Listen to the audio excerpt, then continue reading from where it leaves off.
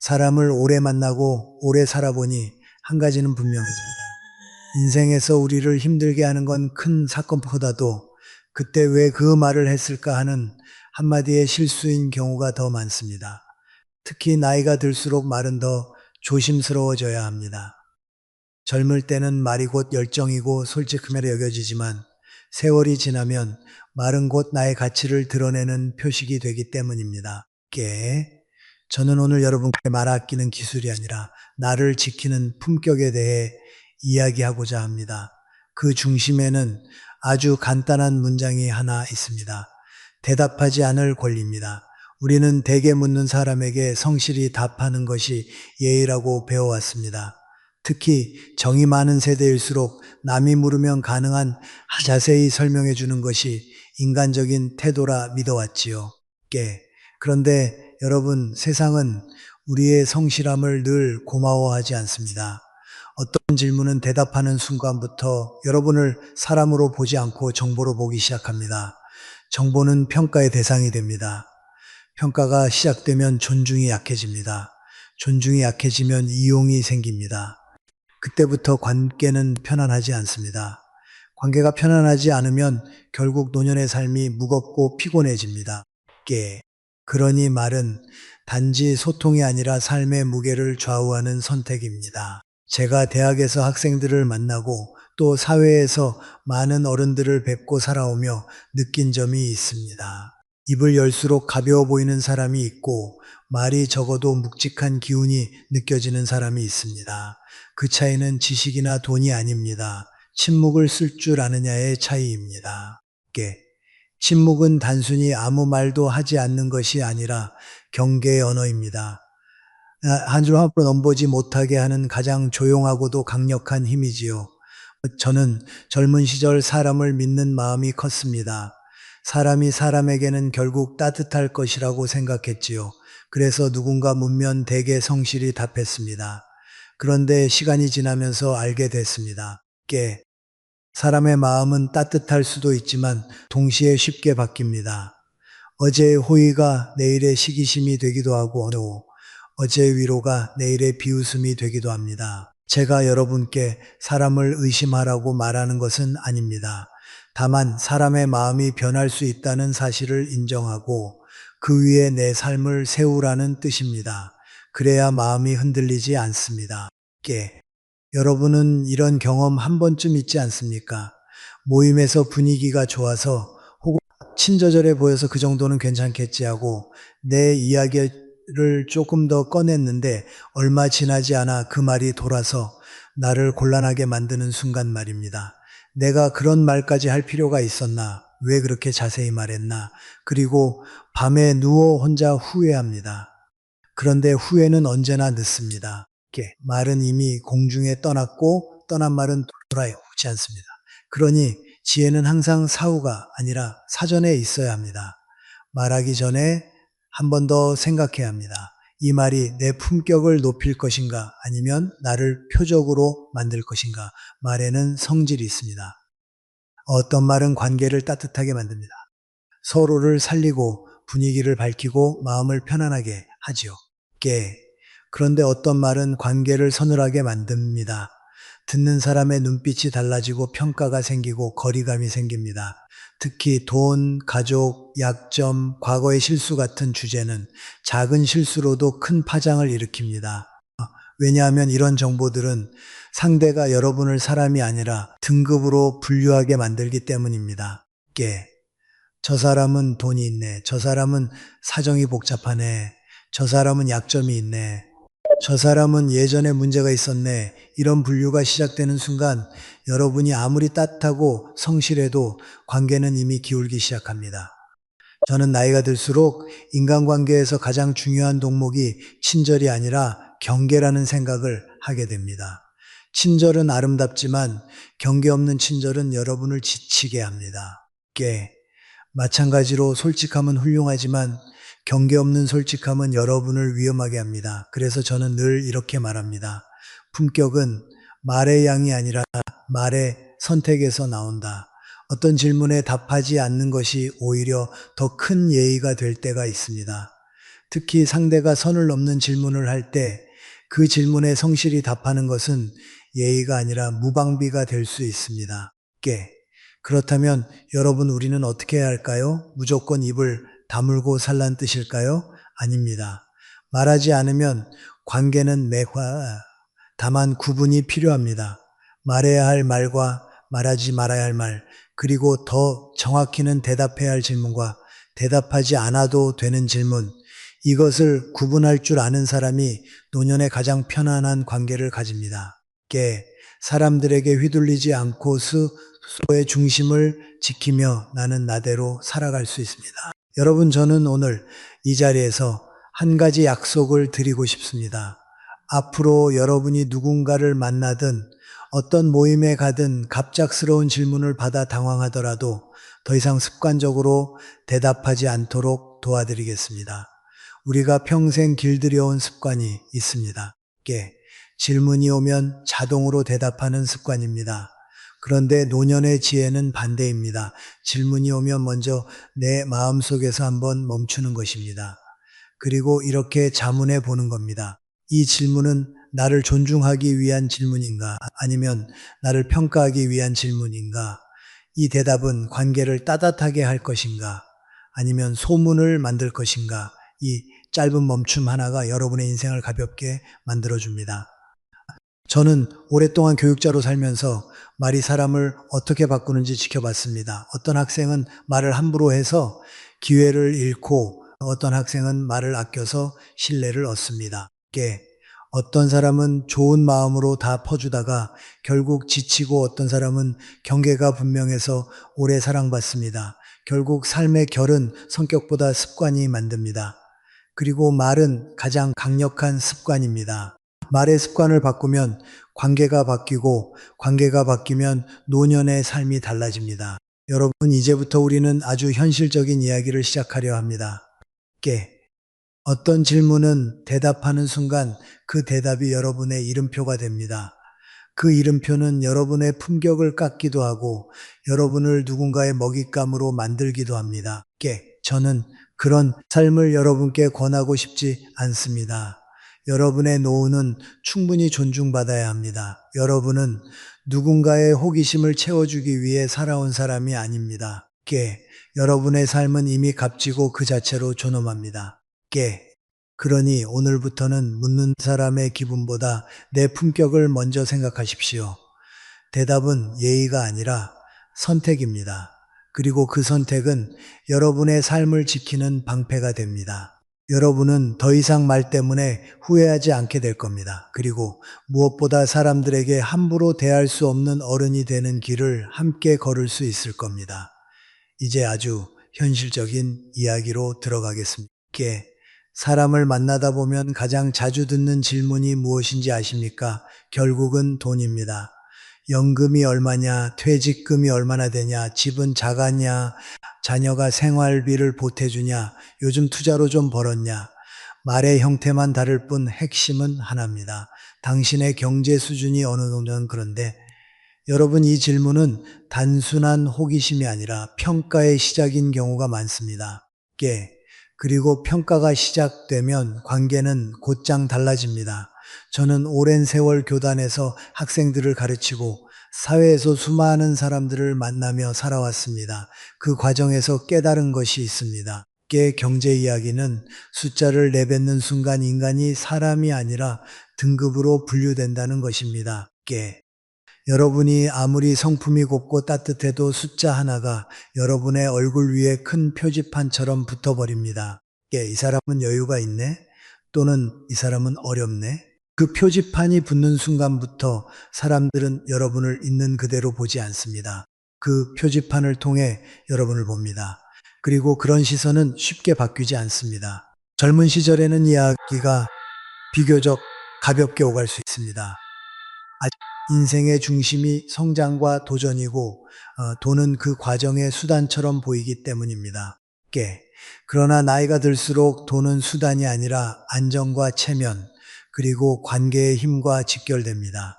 그래서 노년의 돈 이야기는 훨씬 민감합니다. 누구나 마음속에 계산이 생기기 쉽습니다. 저 사람은 여유가 있으니 더 내도 되겠지? 저 사람은 사정이 어려우니 조심해야겠네? 혹은 더 나쁜 경우도 있습니다.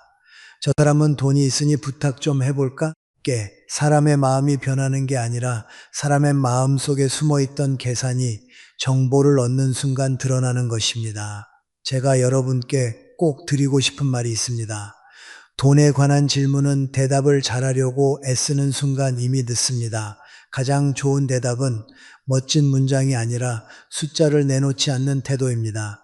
말은 짧아도 됩니다. 짧을수록 좋습니다. 길게 설명하면 상대는 그 틈을 파고듭니다. 여러분이 말을 많이 할수록 상대는 더 많은 재료를 가져갑니다. 가장 흔한 함정이 있습니다. 상대가 웃으면서 묻습니다. 요즘 연금 얼마나 받으세요? 혹은 퇴직금은 좀 챙기셨어요? 그때 우리는 습관적으로 친절하게 답합니다. 저는 한 달에 얼마쯤 나오고요. 큰 돈은 아니지만 여러분 바로 그 순간입니다. 여러분은 사람에서 숫자가 됩니다. 그리고 그 숫자는 아주 빠르게 퍼집니다.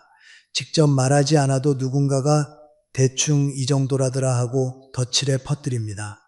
소문은 사실을 존중하지 않습니다. 소문은 재미를 존중합니다. 그러니 처음부터 씨앗을 주지 말아야 합니다. 그렇다면 어떻게 해야 하느냐? 저는 아주 단순한 원칙을 제시하고 싶습니다. 돈에 관한 질문을 받으면 숫자 대신 삶의 태도로 답하십시오. 예를 들면 이런 식입니다. 그냥 하늘이 주신 대로 살죠, 먹고. 큰 지장은 없습니다. 그럭저럭 잘 지냅니다. 여러분, 이 말들이 보이십니까? 그렇지 않습니다. 이 말은 정보를 주지 않습니다. 그리고 그 품격이 상대에게 신호를 보냅니다. 이 사람은 선을 지킬 줄 아는 사람이구나. 그 신호가 들어가면 상대는 함부로 캐묻기 어렵습니다. 여기서 중요한 것은 말의 내용보다 표정과 리듬입니다. 목소리는 부드럽게, 표정은 편안하게, 그러나 더 이상 덧붙이지 않는 것입니다. 우리는 흔히 단호함을 날카로움으로 착각합니다. 아닙니다. 진짜 단호함은 부드럽습니다. 말끝이 짧고 설명이 없고 웃음이 있고 그 다음 문장이 없는 것입니다. 이것이 가장 강력한 경계입니다. 상대가 집요하게 묻는 경우가 있습니다. 그래도 대충 어느 정도는 되잖아요. 요즘 물가가 비싼데 얼마는 받아야 살죠? 이런 말은 사실 질문이 아니라 압박입니다. 그럴 때 많은 분들이 흔들립니다. 나만 유난 떠는 것처럼 보일까? 괜히 분위기 깨는 사람 될까? 여러분, 품격은 분위기보다 중요합니다.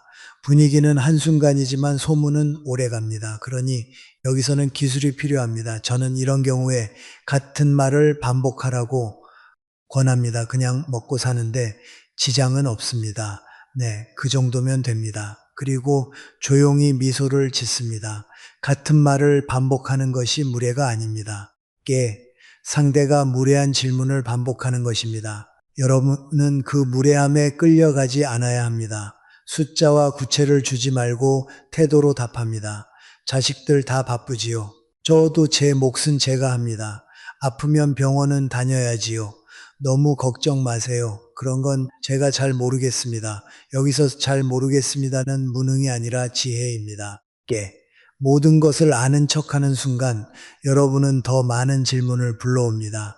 모르는 척할 줄 아는 사람이 관계를 오래 편안하게 유지합니다. 제가 오랜 세월 강단에서 살며 느낀 것은 사람은 결국 경계를 존중하는 사람을 더 존중한다는 사실입니다. 처음에는 왜 저렇게 말이 하고 궁금해할 수 있습니다. 그러나 시간이 지나면 오히려 그렇게 생각합니다. 저 사람은 함부로 말하지 않는구나. 속이 단단하구나. 그리고 함부로 대하지 않습니다. 반대로 늘 친절하게 모든 것을 설명하는 사람은 잠깐은 좋은 사람으로 보이지만 쉽게 만만한 사람이 되기도 합니다. 좋은 마음이 좋은 결과로 이어지지 않는 이유가 여기 있습니다. 세상은 선의만으로 움직이지 않습니다. 경계에 의해서 선의가 빛납니다. 여러분, 돈 이야기를 가족에게도 숨기라는 뜻이 아닙니다. 함께 생활을 꾸리는 배우자, 그리고 상황을 함께 짐작해야 할 정도의 자녀와는 현실적으로 공유할 수 있습니다. 다만 문제는 바뀝니다. 모임, 친목, 동네, 지인 관계에서 돈 이야기는 거의 언제나 평가의 재료가 됩니다. 그러니 밖에서는 가볍게, 짧게, 단단하게 이것이 원칙입니다. 제가 여러분께 하나 더 강조하고 싶은 것이 있습니다. 돈 이야기를 피하는 것은 부끄러움이 아니라 품격입니다. 돈이 많아서 숨기는 것도 아니고 돈이 적어서 숨기는 것도 또 아닙니다. 돈은 그냥 삶의 한 부분일 뿐인데 사람들은 그것으로 전체를 재단하려 합니다. 그 재단을 허용하지 않는 것, 그것이 성숙한 어른의 태도입니다.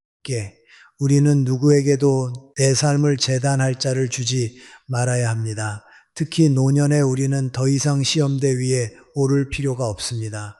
오늘부터 연금이 얼마냐, 퇴직금이 얼마냐, 통장이 어떠냐 묻는 질문을 받으면 마음속으로 이렇게 말하십시오. 이 질문에 나는 대답할 의무가 없다. 그리고 입으로는 이렇게 말하면 됩니다. 짧게 부드럽게 더 이상 말하지 않고 그 한 문장이 여러분의 삶을 한결 가볍게 할 것입니다. 여러분의 입이 가벼워질수록 인생이 무거워집니다. 반대로 여러분의 입이 무거워질수록 인생은 자유로워집니다. 저는 그 자유를 여러분이 꼭 누리시길 바랍니다. 돈 이야기를 조심해야 한다는 말씀을 드렸습니다. 그런데 사실 노년의 관계를 더 피곤하게 만드는 질문이 하나 더 있습니다. 바로 자식 이야기, 가정사입니다. 사람들은 이상하게도 돈은 민감하다고 느끼면서도 자식과 집안 이야기는 그 정도는 말해도 괜찮지 않나 하고 쉽게 풀어놓습니다. 그러나 저는 오랜 세월을 살며 분명히 보았습니다. 가정사는 밖에서 말하는 순간부터 가족의 일이 아니라 구경거리가 되기 쉽다는 것을 말입니다. 우리는 가족을 사랑합니다. 자식은 특히 더 그렇지요.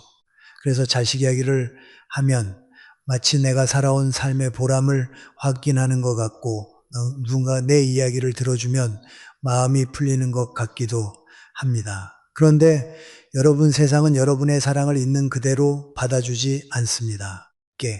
자식 이야기는 대개 두 갈래로 흘러갑니다. 자랑이거나 하소연입니다. 그리고 놀랍게도 이 두 가지 모두 듣는 사람의 마음을 어지럽히는 방향으로 작동합니다. 먼저 자랑부터 생각해 봅시다. 어떤 분들은 만나기만 하면 자식 자랑이 시작됩니다. 우리 큰애가 이번에 승진을 했는데 연봉이 얼마고 회사가 어디고 사위가 뭘 하고 며느리가 뭘, 그는 겉으로는 웃으며 맞장구를 칩니다. 와, 정말 좋으시겠어요. 대단하네요. 하지만 속마음은 다릅니다. 인간의 마음속에는 비교가 있습니다. 비교는 곧 박탈감을 낳습니다. 박탈감은 시기심을 낳습니다. 시기심은 관계를 서서히서 가다먹습니다. 여러분이 아무리 순수한 마음으로 기뻐해도 왜 저 집만 저렇게 잘 되나 하는 생각이 고개를 들 수 있습니다. 그러면 그 사람은 여러분을 좋은 사람이 아니라 잘난 척하는 사람으로 기억하기도 합니다. 자식 자랑이 길어질수록 여러분의 품격이 올라가는 게 아니라 오히려 사람의 마음에서 멀어질 수 있습니다. 반대로 하소연도 마찬가지입니다. 하소연은 사람도 위로합니다. 아이고, 얼마나 속상하세요. 그런데 시간이 지나면 사람들은 이런 이야기를 반복해서 듣는 것을 힘들어합니다. 그리고 마음속에서 슬그머니 판단이 생깁니다. 저 집안은 뭔가 문제가 있나 보다. 자식이 저 모양인 걸 보니 부모도 이렇게 연결해 생각하는 사람도 있습니다. 여러분이 하소연으로 마음을 풀었다고 느끼는 순간 누군가는 여러분의 집안을 평가하고 있습니다. 더 무서운 것은 이런 이야기는 발이 달렸다는 겁니다. 가족 이야기는 소문이 되기 쉽고 소문이 되면 돌아오는 길에 반드시 왜곡됩니다. 저는 교육자로서 수많은 가정을 보았습니다. 자식에 대한 이야기가 밖으로 새어나가서 자식의 귀에 들어가고 그 결과 부모와 자식 사이에 금이 가는 경우를 참 많이 보았습니다. 엄마가 밖에서 내 욕을 하고 다닌다며 아빠가 나를 그렇게 말했어. 여러분, 그 순간부터 자식은 부모를 내 편으로 느끼기 어렵습니다. 가족은 세상에서 가장 가까운 울타리인데 그 울타리를 밖에 사람들에게 설명하고 해명하고 떠벌리는 순간 울타리는 허물어지기 시작합니다. 여러분, 자식은 우리의 소유물이 아닙니다. 우리가 지켜줘야 할 독립된 인격체입니다. 자식의 성공은 자식의 것이고 자식의 실패도 자식의 것입니다.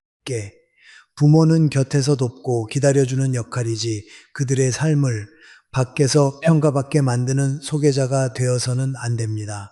특히 노년의 부모가 자식 이야기를 밖에 많이 할수록 자식은 더 부담을 느낍니다. 부모님이 내 이야기를 하고 다니면 나는 더 조심해야 하나, 사람들이 나를 어떤 눈으로 볼까 이렇게 생각하게 됩니다. 부모는 사랑으로 말했지만 자식에게는 짐이 될 수 있습니다. 그렇다면 사람들이 묻는 질문은 어떻게 해야 할까요? 아드님 요즘 뭐 하세요? 따님 결혼은 했어요? 며느리랑 사이는 좋아요? 이런 질문은 겉으로는 관심처럼 보이지만 실제로는 가족을 분류하려는 질문이 섞여 있는 경우가 많습니다. 그래서 대답은 아주 담백해야 합니다. 저는 한 문장으로 충분하다고 봅니다. 다들 바쁘게 살지요? 이 말은 따뜻하면서도 중립적입니다.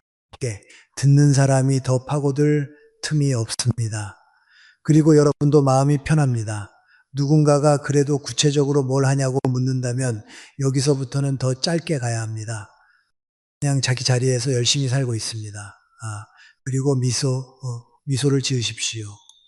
미소는 관계의 온도를 유지하고 짧은 말은 경계를 세웁니다. 이 두 가지가 함께 가야 품격이 됩니다. 명절이나 가족 모임처럼 사람들이 유난히 가족 이야기에 집착하는 때가 있습니다.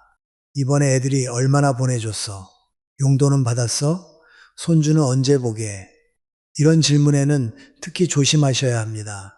이런 질문의 밑바닥에는 비교가 있고 비교의 끝에는 늘 상처가 남습니다. 여러분이 용돈을 많이 받는다고 말하면 누군가는 여러분을 부러워하며 시기할 수 있고 누군가는 그럼 넉넉하니 당신이 더 내라고 말할 수도 있습니다. 반대로 용돈을 못 받는다고 말하면 누군가는 아이고 불쌍해하며 동정하거나 누군가는 자식 교육을 잘못했네 하고 비웃을 수도 있습니다. 어느 쪽이든 여러분에게 이익이 없습니다. 그러니 이럴 때는 다들 사정이 비슷하죠. 한마디면 충분합니다. 삶의 품격은 구체에서 오는 것이 아니라 불필요한 구체를 덜어낸 데서 옵니다. 저는 가끔 이런 질문도 받습니다. 교수님은 자녀 교육을 어떻게 하셨어요? 자녀가 잘 되려면 뭐가 제일 중요해요? 이런 질문은 비교적 건강한 질문일 수 있습니다. 이때는 구체적인 자녀의 성과를 말하기보다 원칙과 태도를 말하면 좋습니다. 아이를 한 사람으로 존중하는 것이 중요합니다. 부모는 길을 걸어줄 수 없지요. 이렇게 말하면 여러분의 지혜가 드러나면서도 가족의 사생활은 보호됩니다. 중요한 것은 내 집안의 성적표를 내놓는 것이 아니라 삶의 원칙을 나누는 것입니다. 여러분, 우리는 흔히 인간관계를 정으로만 풀려고 합니다. 그러나 노년의 정은 경계 위에 놓일 때 더 아름답습니다. 경계 없는 정은 쉽게 소모되고 결국 관계를 피곤하게 만듭니다. 자식 이야기는 특히 그렇습니다. 자식은 사랑하기 때문에 더 말하고 싶어지지만 사랑하기 때문에 더 지켜줘야 합니다. 밖에서는 짧게 담백하게 중립적으로, 안에서는 따뜻하게 깊게 직접적으로, 이것이 지혜로운 어른의 방식입니다. 오늘부터 누군가가 자식 이야기를 묻거든 여러분은 이렇게 해보십시오. 말은 짧게, 표정은 부드럽게, 그리고 마음속으로는 이렇게 다짐하십시오. 우리 집안의 이야기는 밖서 돌아다닐 이야기가 아니다. 그 다짐 하나가 여러분의 가정을 지키고 동시에 여러분의 품격을 지켜줄 것입니다. 여러분의 말이 줄어들수록 여러분의 가정은 더 안전해집니다. 그리고 안전한 가정 위에서 노년의 삶은 훨씬 편안해집니다. 돈과 가정사는 눈에 보이는 정보라서 조심해야 한다고 말씀드렸습니다. 그런데 더 위험한 질문이 있습니다.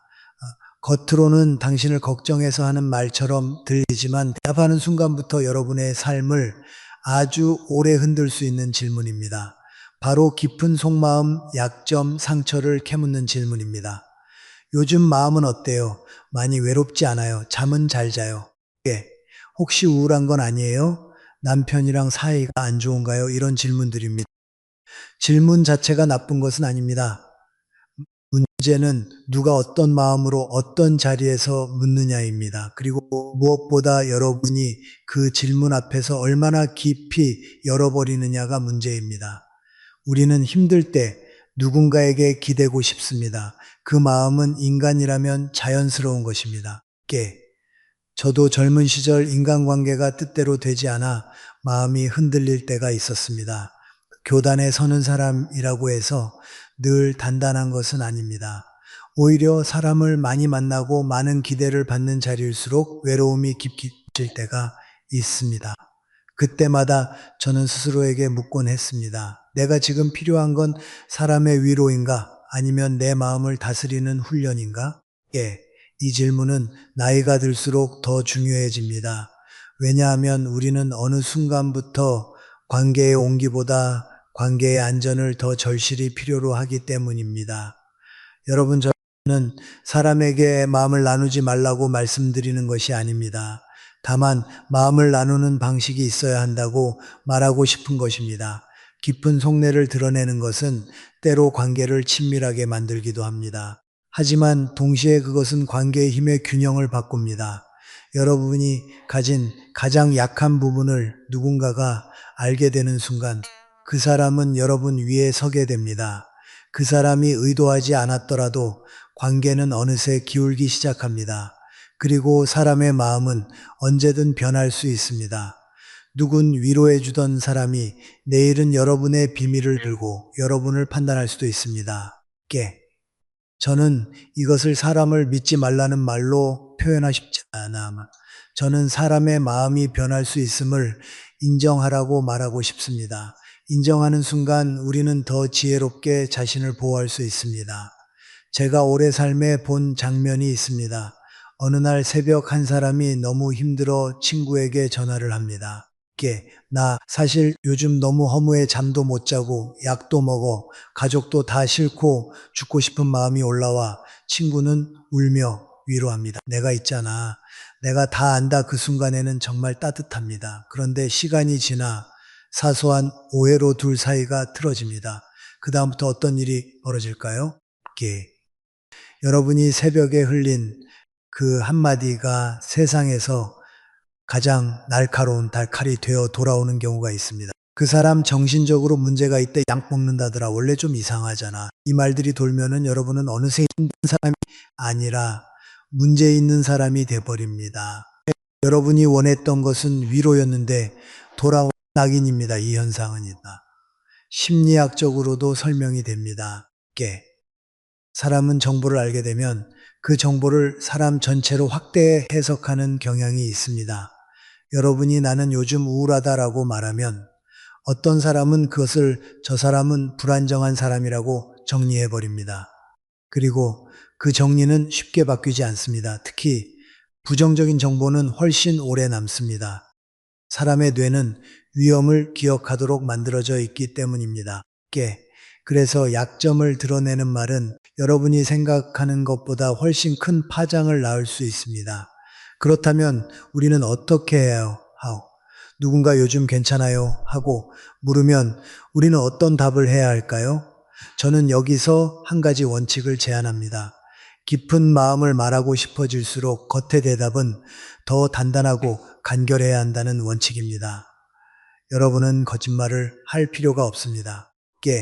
다만 어디까지가 밖에서 할 말인가를 정해야 합니다. 예를 들어 이렇게 답할 수 있습니다. 덕분에 잘 지내고 있습니다. 요즘은 하루하루를 좀 더 천천히 살고 있어요. 혼자 있는 시간도 나름 즐기려고 합니다. 이 여러분의 상태를 부정하지 않으면서도 상대에게 무기가 될 정보를 주지 않습니다. 그리고 동시에 여러분의 품격을 지켜줍니다. 여러분, 어떤 사람은 이렇게 말합니다. 그럼 마음을 나눌 사람이 없으면 어떻게 해요? 저는 그 질문을 들으면 늘 이렇게 생각합니다. 마음을 나누는 사람은 많은 사람이 아니라 맞는 사람이어야 합니다. 마음의 깊은 곳은 일기장에 쓰는 것이 더 안전할 때도 있고 신에게 기도하며 정리하는 것이 더 나을 때도 있습니다. 혹은 정말로 오랜 시간 검증된 극소수의 사람과만 나누는 것이 옳습니다. 친구가 많다고 마음이 안전해지는 것은 아닙니다. 오히려 내 약점을 아는 사람이 많아질수록 내 삶은 이것은 냉정한 말이지만 노년의 지혜는 감정이 아니라 현실 위에 서야 합니다. 제가 개인적으로 힘든 시기에 배운 것이 하나 있습니다. 사람에게 모든 것을 기대면 마음이 더 흔들립니다. 왜냐하면 사람은 언제나 내 기대만큼 움직여주지 않기 때문입니다. 그때 저는 마음을 붙잡는 방법을 바꾸었습니다.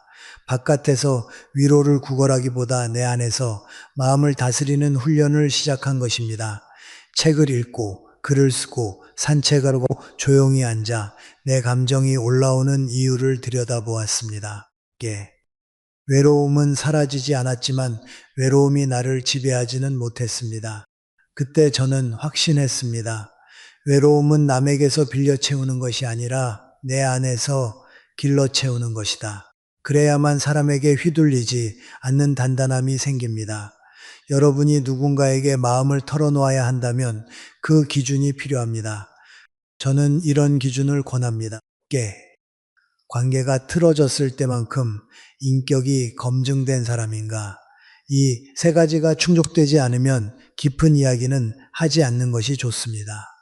이는 차가움이 아니라 지혜입니다. 그리고 중요한 것이 있습니다.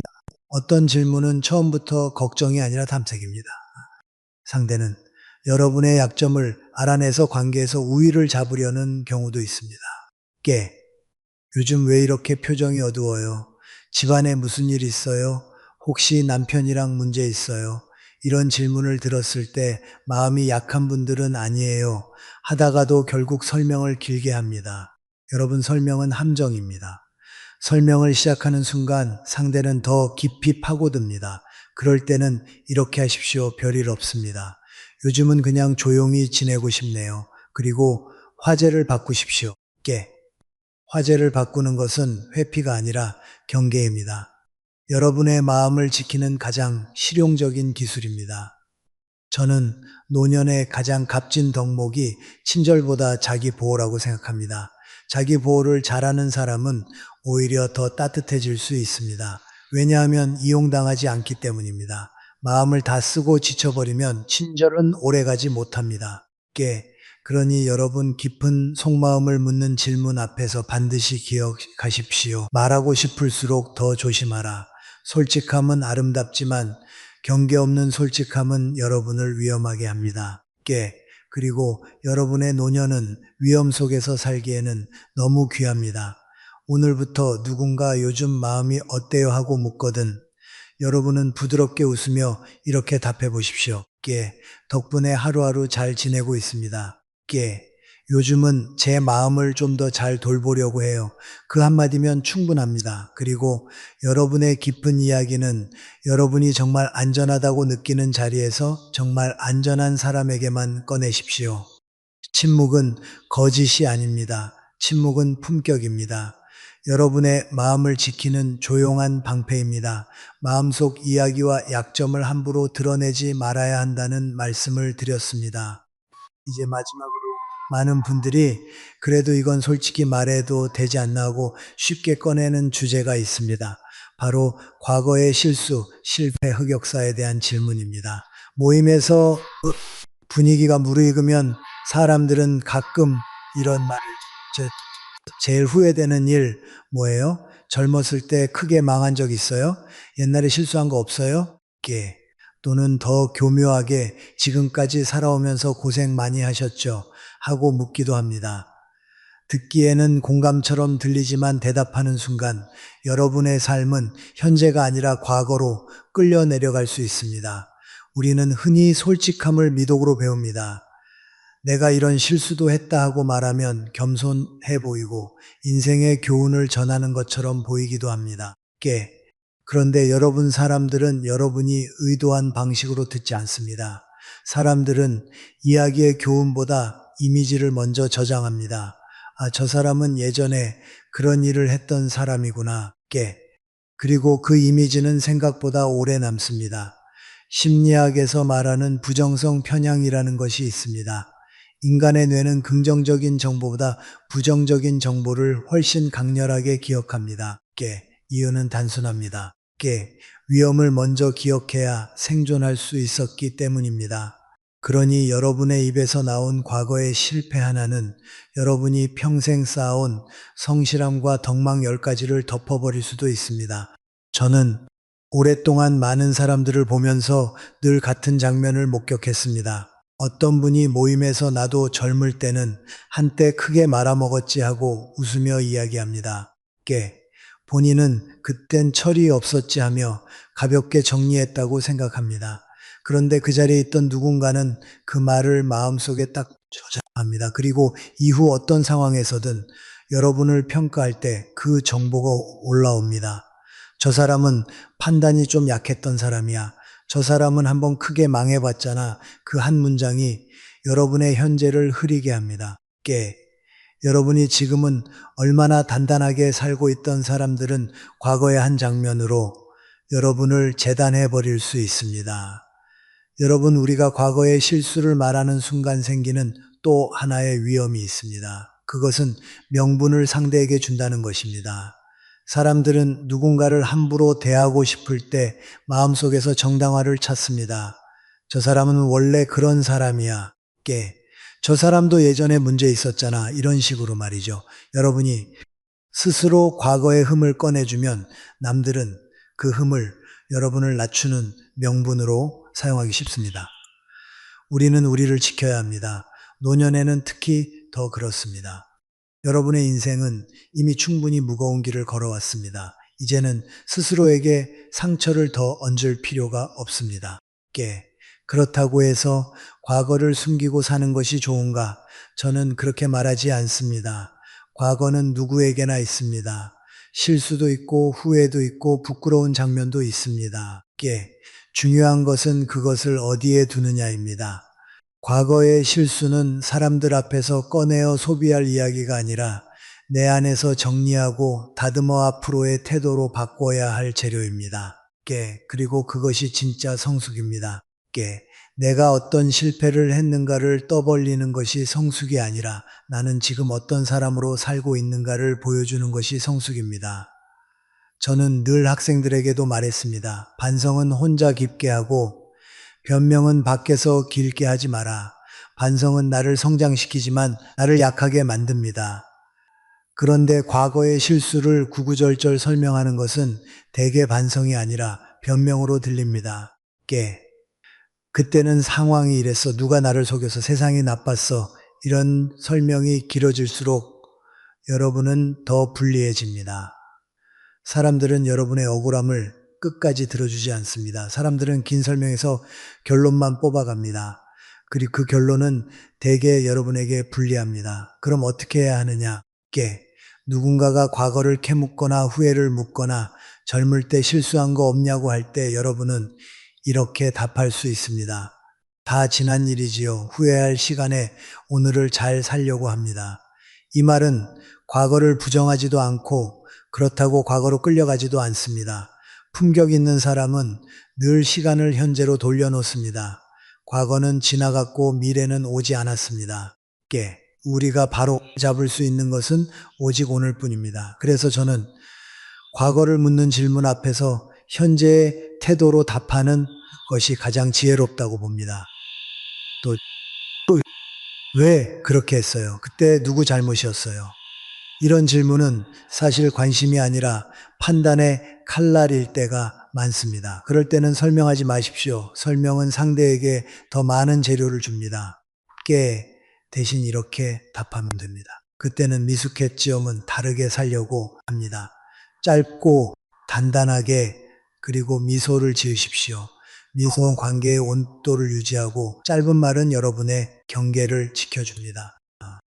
여러분, 우리가 나이가 들수록 겸손이라는 이름으로 자신을 깎아내리는 습관이 생기기도 합니다.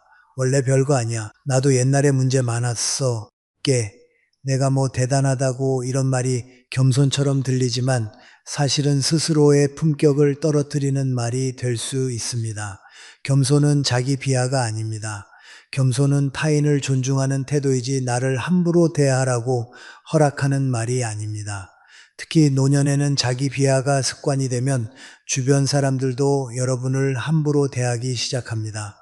말은 관계를 가르칩니다. 여러분이 여러분을 가볍게 말하면 세상도 여러분을 가볍게 다룹니다. 저는 긴 세월을 살면서 한 문장을 마음에 새기고 살아왔습니다. 지나간 일은 탓하지 말고 다가올 일은 쫓지 말며 지금 할 수 있는 일을 하라. 과거의 실수는 이미 지나갔습니다. 그것을 다시 꺼내어 남의 입에 올리는 순간 여러분은 스스로 과거에 발목을 잡게, 여러분의 인생은 과거의 한 장면으로 요약될 만큼 얕지 않습니다. 여러분은 수십 년을 견디며 여기까지 오신 사람입니다. 그러니 이제는 과거가 아니라 현재의 단단함으로 자신을 보여주십시오. 그리고 기억하십시오. 과거를 묻는 질문 앞에서 다 지난 일이지요 하고 말하는 것은 회피가 아닙니다. 그것은 자기 존엄을 지키는 선택입니다. 우리가 노년에 지켜야 할 것은 체면이 아니라 존엄입니다. 체면은 남의 눈에 달려 있지만 존엄은 내 태도에 달려 있습니다. 여러분이 과거를 구구절절 늘어놓지 않을수록 사람들은 여러분을 함부로 평가할 수 없습니다. 오히려 저 사람은 지금에 집중하는 단단한 어른이구나 하고 느끼게 됩니다. 그것이 존중을 부릅니다. 여러분 오늘부터 과거를 묻는 질문을 받으면 길게 말하지 마십시오. 한 문장으로 끝내십시오. 다 지난 일입니다. 지금은 더 잘 살려고 합니다. 그리고 그 다음에는 현재의 이야기를 하십시오. 오늘의 일상, 오늘의 감사, 오늘의 작은 배움 과거를 이야기하는 사람이 아니라 오늘을 살아내는 사람, 그 사람이 진짜 어른입니다. 그리고 그런 어른은 누구도 함부로 대할 수 없습니다. 우리는 돈 가정사 선거의 실수처럼 대답하는 순간 나를 표적으로 만드는 질문에 대해 이야기해 왔습니다. 그런데 여기서 많은 분들이 마음속으로 이런 걱정을 합니다. 그럼 나는 꿀먹은 벙어리처럼 살아야 하나요? 말을 아끼다가 사람들과 멀어지면 어떡하죠? 정이 떨어진다고 하면요? 아주 자연스러운 걱정입니다. 인간은 관계 속에서 살아가니까요. 그러나 여러분 중요한 것은 입을 다무느냐가 아니라 어떤 말을 하느냐입니다. 말은 줄이 돼 사람을 살리는 말은 더 해야 합니다. 침묵은 방패이고 따뜻한 말은 꽃입니다. 방패에만 들고 살면 외롭고 꽃 들고 살면 다치기 쉽습니다. 지혜로운 어른은 둘을 함께 듭니다. 저는 오랜 세월을 살며 한 가지 확신을 갖게 되었습니다. 존중받는 사람은 자기 이야기를 많이 해서 존중받는 것이 아닙니다. 타인을 대하는 태도 때문에 존중받습니다. 말의 주제가 나에서 당신으로 바뀌는 순간 관계는 달라집니다. 그리고 그 변화는 놀라울 만큼 빠르게 일어납니다.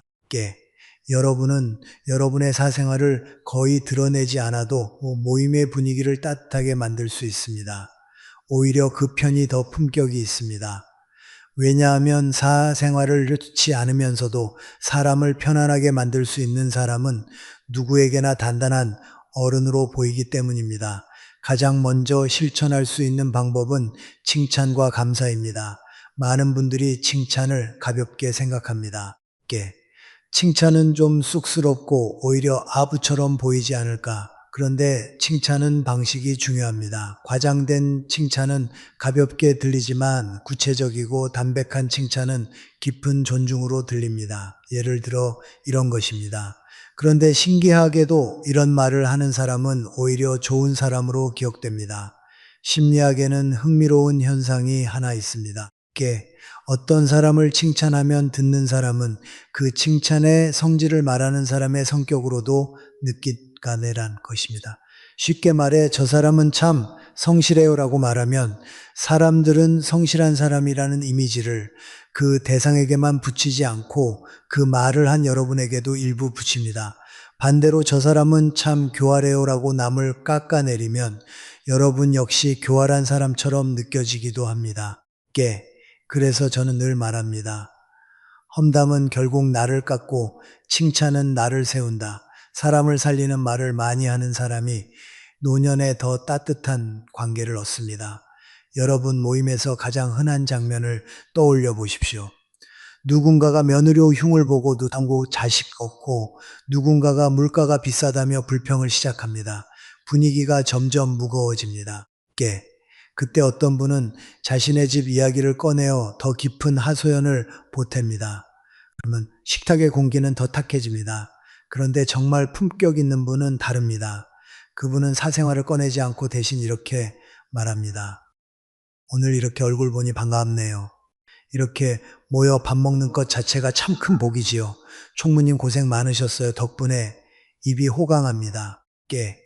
그리고 자연스럽게 한 사람의 장점을 하나 짚어줍니다. 오우님은 늘 말씀을 따뜻하게 하셔서 좋습니다. 이 몇 마디면 분위기가 바뀝니다. 사람들은 불평의 언어에서 감사의 언어로 이동합니다. 그리고 그 순간 여러분은 모임에서 가장 품격 있는 사람이 됩니다. 두 번째 방법은 세속적 질문을 우아하게 비껴가는 대화입니다.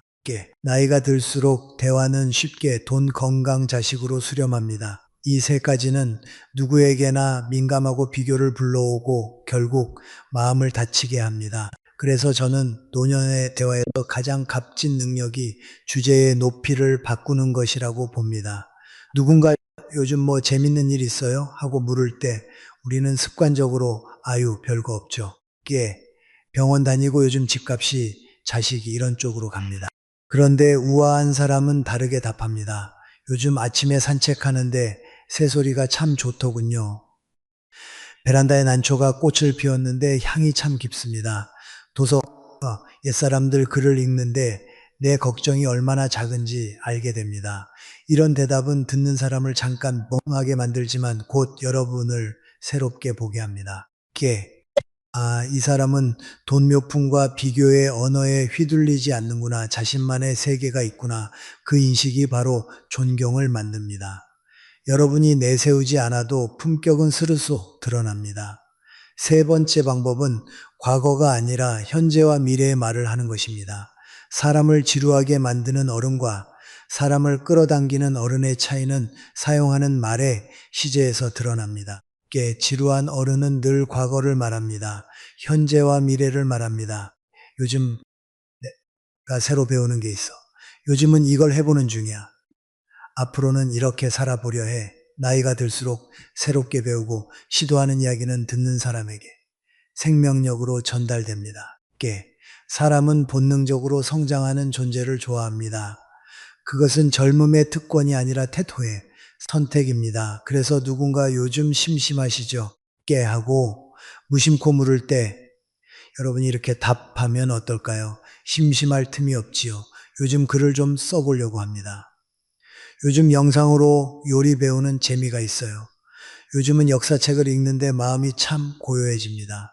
이런 대답을 들으면 상대는 여러분을 돌봄의 대상이 아니라 존경의 대상으로 다시 분류합니다.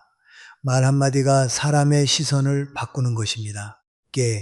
여러분, 저는 노년의 가장 아름다운 대화가 정보 교환이 아니라 기운 교환이라고 생각합니다.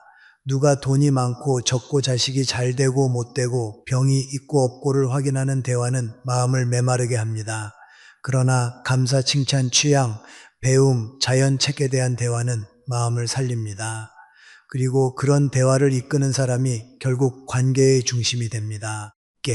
중요한 것은 여러분이 무엇을 숨기느냐가 아니라 재료가 되는 정보 교이소 할 것은 사람을 따뜻하게 만드는 태도입니다. 이제부터 여러분이 모임에서 질문을 받았을 때 대답을 이렇게 바꿔보십시오. 상대가 요즘 어떻게 지내라고 묻는다면 내 이야기를 길게 하지 말고 이렇게 해보세요. 당신을 보니 반갑네요. 얼굴이 좋아 보이십니다. 오늘 이렇게 만나니 참 좋습니다. 그리고 한마디 감사, 늘 챙겨주셔서 고맙습니다. 이것만으로도 여러분의 말은 관계를 살립니다. 그리고 신기하게도 여러분은 점점 말을 많이 하지 않은 사람들이 곁에 두고 싶은 사람이 됩니다. 여러분과 함께 있으면 마음이 편해지기 때문입니다. 여러분 품격은 멀리 있지 않습니다.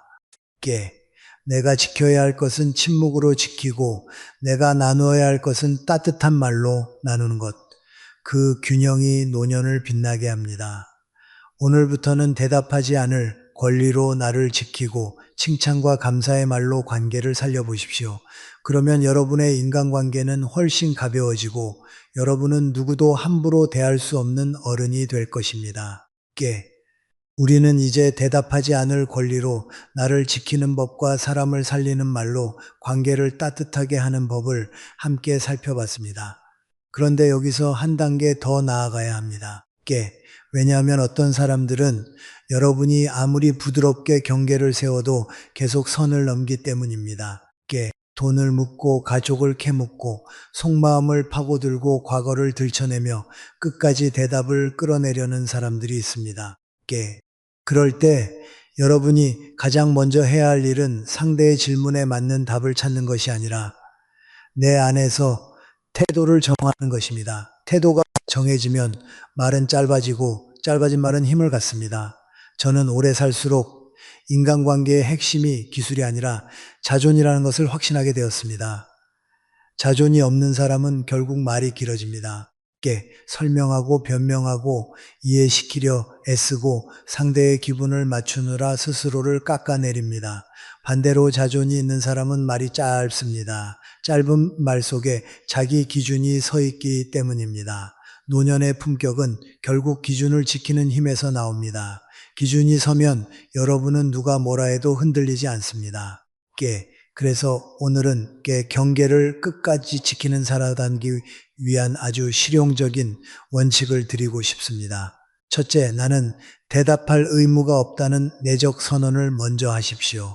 사람들은 대체로 질문을 받으면 자동으로 대답하도록 길들여져 있습니다. 그래서 질문이 오면 마음이 먼저 흔들립니다. 이걸 안 말하면 무례해 보일까? 괜히 숨기는 사람처럼 보일까? 그러나 여러분, 무례한 것은 대답하지 않는 사람이 아니라 선을 넘는 질문입니다. 우리가 그 사실을 정확히 알고 있어야 합니다. 마음으로 한 번만 이렇게 말해 보십시오. 이 질문은 내 삶을 평가하려는 질문이다. 나는 대답할 의무가 없다. 이 한 문장이 여러분의 입을 지켜줍니다. 둘째, 대답의 길이를 절반으로 줄이십시오. 선을 넘는 질문 앞에서 가장 위험한 습관은 설명입니다. 사실은 이런 사정이 있어서 원래는 이랬는데가 왜 그랬냐면 여러분이 설명을 시작하는 순간 상대는 더 깊이 파고듭니다. 친절처럼 보이지만 사실은 문을 더 크게 여는 행위입니다. 경계는 문을 닫는 것이 아니라 문을 더 적당히 열어두는 기술입니다. 그러니 말은 짧게 한 문장, 그리고 예를 들어 누군가가 연금이 얼마냐고 묻는다면 여러분은 그냥 먹고 사는데 지장은 없습니다로 끝내야 합니다. 누군가가 아들이 뭐하냐고 묻는다면 다들 바쁘게 살지요로 끝내야 합니다. 누군가가 요즘 마음이 어떠냐고 묻는다면 덕분에 잘 지내고 있습니다로 끝내야 합니다. 끝이 중요합니다. 말을 끝내고 멈추는 것, 그 멈춤이 경계선입니다. 셋째, 같은 문장을 반복하십시오. 이것은 무례가 아니라 품격입니다. 집요한 사람은 대답을 한 번이 아니라 두 번, 세 번 끌어내려 합니다. 그때 많은 분들이 실수합니다. 첫 번째는 막도, 두 번째에서 흔들려, 그럼 대충은 하며 숫자나 구체를 꺼냅니다. 바로 그 순간이 위험합니다. 그래서 저는 반복을 권합니다. 그냥 먹고 사는데 지장은 없습니다. 다들 바쁘게 살지요. 별일 없습니다. 같은 문장을 반복하면 상대는 더 이상 들어갈 틈이 없습니다. 여러분이 흔들리지 않는다는 신호가 되기 때문입니다. 사람은 결국 뚫리는 사람을 더 뚫습니다. 안 뚫리는 사람은 건드리다 말고 돌아섭니다. 넷째, 표정은 부드럽게 말끝은 단단하게 하십시오. 경계를 세울 때 얼굴이 굳으면 관계가 깨집니다. 그러나 얼굴이 너무 웃고 말이 길어지면 경계가 무너집니다. 그래서 저는 부드러운 얼굴 플러스 짧은 말을 가장 좋은 조합이라고 봅니다. 부드러움은 인간미를 지키고 짧음은 자존을 지킵니다. 이렇게야. 여러분은 차가운 사람이 되지 않으면서도 만만한 사람이 되지 않습니다. 이것이 노년의 품격입니다. 다섯째, 대화의 주도권을 질문하는 사람에게서 화제로 옮기십시오. 께 선을 넘는 질문은 결국 상대가 주도권 잡고 여러분을 시험대에 올려놓는 구조입니다. 그러니 여러분은 주도권을 되찾아야 합니다. 가장 쉬운 방법은 화제를 바꾸는 것입니다. 단 화제 전환은 갑작스럽게 하면 어색합니다. 자연스럽게 연결해야 합니다. 예를 들면 연금이 얼마냐는 질문에는 요즘 물가가 올라서 다들 힘들지요. 그래도 건강이 제일입니다. 로 옮기고 아들 뭐하냐는 질문에는 요즘 젊은 사람들 참 바쁘지요. 당신은 요즘 어떻게 지내세요? 로 옮기고 마음이 어때? 라는 질문에는 덕분에 잘 지냅니다. 그런데 요즘 날씨가 참 변덕스럽네요. 로 옮기는 겁니다. 여러분이 화제를 옮기면 상대는 더 이상 여러분을 신문할 수 없습니다. 대화는 교류로 돌아옵니다. 여기서 아주 중요한 이야기가 있습니다. 경계를 세울 때 가장 큰 장애물은 상대가 아니라 내 안의 죄책감입니다. 내가 너무 냉정한가? 내가 너무 예민한가? 내가 나쁜 사람처럼 보이나? 그런데 여러분, 경계는 냉정이 아닙니다. 경계는 자기 존중입니다. 나 자신을 존중하지 못하면 아무도 여러분을 존중하지 않습니다. 우리는 더 이상 좋은 사람으로 보이기 위해 살아갈 나이가 아닙니다. 우리는 좋은 사람이 되되 만만한 사람이 되지 않는 법을 배워야 합니다. 저는 인간관계에서 가장 슬픈 장면을 많이 보았습니다. 착한 사람이 끝내 외로워지는 장면입니다. 왜 그럴까요? 착해서가 아닙니다. 경계가 없어서입니다. 경계 없는 친절은 결국 사람을 지치게 하고 지친 사람은 관계를 끊게 됩니다. 그러면 남는 것은 허탈함입니다. 나는 이렇게까지 했는데 라는 마음입니다. 그 마음이 노년을 우울하게 만듭니다. 그러니 여러분 지금부터는 착함의 경계를 더하십시오. 그 경계는 여러분을 차갑게 만드는 것이 아니라 여러분을 오래 따뜻하게 만듭니다. 여러분이 오늘부터 실천할 수 있는 한 가지 연습을 드리겠습니다. 다음에 누군가가 선을 넘는 질문을 하면 즉시 대답하지 말고 1초만 멈추십시오. 그리고 마음속으로 말하십시오. 나는 대답할 의무가 없다. 그 다음 짧은 한 문장을 말하십시오. 그냥 잘 지내고 있습니다. 다들 바쁘게 살지요. 먹고 사는데 지장은 없습니다. 그리고 미소. 여기까지가 하나의 완성된 동작입니다. 이 동작을 몇 번만 반복하면 놀랍게도 여러분의 몸이 먼저 기억합니다. 질문이 와도 흔들리지 않습니다. 그때부터는 여러분이 관계의 주도권을 되찾게 됩니다. 존중은 구걸에서 얻는 것이 아닙니다. 존중은 내 기준을 지키는 사람에게 자연스럽게 따라옵니다. 여러분이 말로 여러분을 지키기 시작하면 사람들은 여러분을 함부로 대하지 못합니다. 그때 여러분은 비로소 자유로워집니다. 말을 아낀다고 외로워지지 않습니다. 오히려 말이 가벼워서 관계가 흔들리던 사람이 말이 단단해지면서 관계가 안정됩니다. 안정된 관계는 깊고 편안합니다. 그 편안함이 노년의 행복을 만듭니다.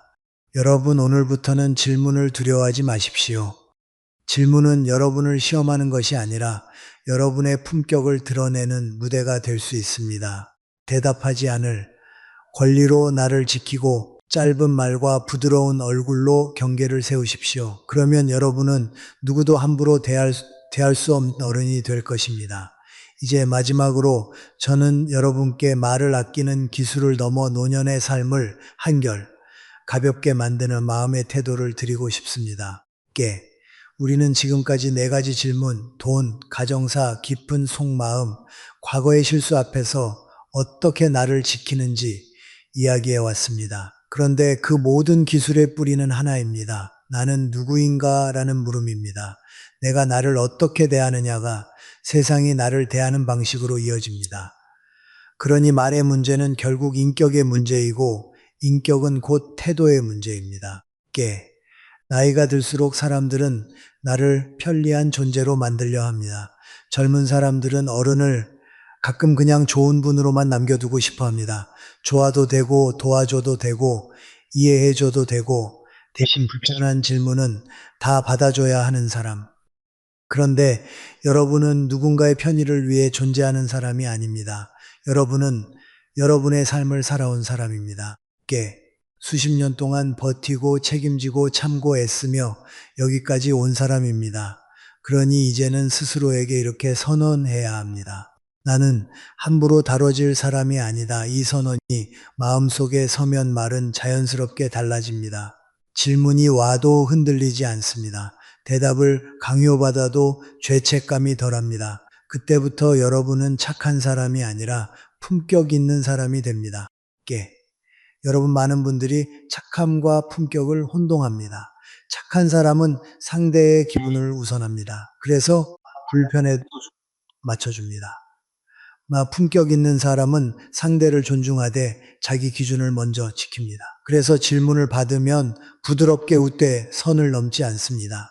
둘 사이의 차이는 아주 작아 보이지만 노년의 삶에서는 그 차이가 엄청나게 커지합니다. 착한 사람은 결국 지치고 품격 있는 사람은 오래 편안합니다. 여러분은 지금부터 편안해야 합니다. 여러분의 남은 시간이 누군가의 호기심을 만족시키는데 쓰이기에는 너무 귀합니다. 저는 이 마지막 시간에 여러분께 세 가지 태도를 권하고 싶습니다. 이 태도만 삶에 심어도 여러분은 말 때문에 흔들리지 않는 사람이 됩니다. 첫째, 모든 질문은 대답할 가치가 다르다는 태도입니다. 세상은 질문을 마치 권리처럼 행사합니다. 물어볼 수는 있잖아. 그러나 물어볼 수 있는 것과 대답해야 하는 것은 전혀 다릅니다. 여러분의 삶은 질문자에게 속해 있지 않습니다. 여러분 가정, 가족의 사생활, 여러분의 약점, 여러분의 과거는 대화의 재료가 아니라 삶의 영역입니다. 영역은 허락 없이는 들어오면 안 됩니다. 그러니 질문이 오면 먼저 마음속에서 질문을 분류하십시오. 이 질문은 나를 존중하는 질문인가? 나를 평가하는 질문인가? 존중하는 질문이라면 따뜻하게 답할 수 있습니다. 평가하는 질문이라면 답하지 않아도 됩니다. 이 분류가 빠르게 될수록 여러분은 흔들리지 않습니다. 둘째, 침묵은 거짓이 아니라 선택이라는 태도입니다. 많은 분들이 대답을 피하면 죄책감을 느낍니다. 내가 숨기는 건가? 내가 정직하지 않은가? 아닙니다. 침묵은 거짓이 아닙니다. 침묵은 내 삶을 보호하는 선택입니다. 우리는 질문을 잠근다고 해서 죄인이 되지 않습니다.